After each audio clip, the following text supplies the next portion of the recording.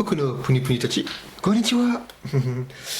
Donc aujourd'hui, on va voir un nouveau petit livre trouvé dans le calendrier, mais cette fois-ci, c'est pas une histoire, c'est plus un petit livre d'information qui peut nous apprendre des choses sur les régions polaires. Donc toujours édité par Ravensburger. Et c'est illustré par Peter Nylander. Bon, je le prononce peut-être mal, hein, comme les autres noms sont. Alors, où sont les pôles? Les pôles se situent à l'extrémité nord et à l'extrémité sud du globe terrestre. Le pôle nord se trouve dans l'océan Arctique et le pôle sud sur le continent Antarctique. Donc l'Arctique borde l'Amérique du Nord, la Russie et le Groenland. Comme les pôles sont très éloignés du Soleil, il y fait toujours froid.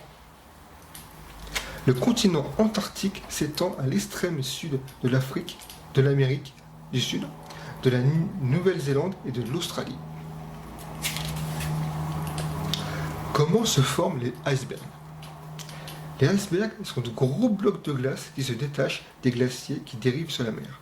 La partie émergée, hors de l'eau, est souvent beaucoup plus grande que la partie immergée sous l'eau. Ce phénomène se produit en permanence. Qui vit dans les régions polaires?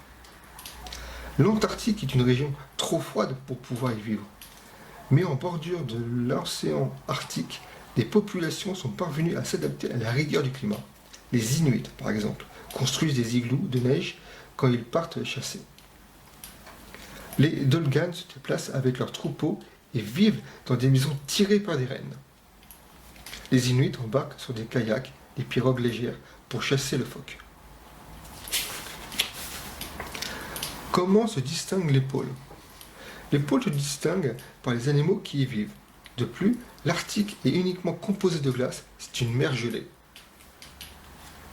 2 fois plus grande que l'Australie, l'Antarctique est un continent recouvert d'une épaisse couche de glace. Il est entouré de grandes surfaces de banquise. Quels animaux vivent au pôle Nord? Au pôle Nord, des animaux vivent sur la banquise, dans l'eau et dans les airs. Les ours blancs et les morses sont très impressionnants. Reconnaissables à leur défense, les morses mesurent jusqu'à 3,5 mètres de long.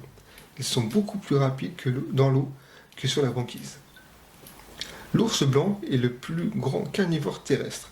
Les petits ne sortent de leur tanière qu'au bout de plusieurs mois. Quels animaux vivent au pôle sud?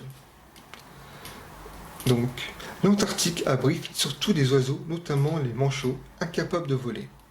On y trouve aussi des baleines, des phoques et des éléphants de mer. Grâce à leurs fanons, les baleines à bosse filtrent et retiennent des proies minuscules.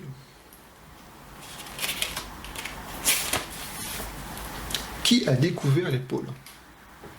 À la recherche de nouvelles routes commerciales et de zones de chasse, les marins et les explorateurs ont découvert la banquise de l'Arctique il y a plusieurs siècles déjà. En 1909, l'Américain Robert Peary est le premier à atteindre le pôle Nord en traîneau à chien. En 1911, le Norvégien Roald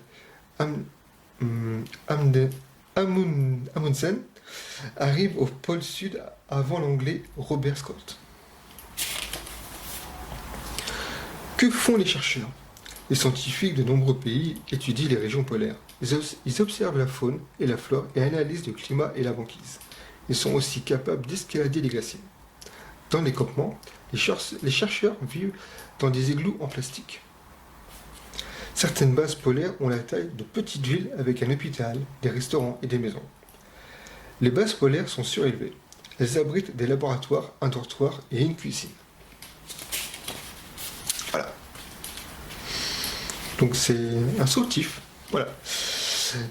Donc ça c'était l'avant-dernier bande dessinée, petit livre. Et pour la dernière histoire, ça sera vraiment une histoire.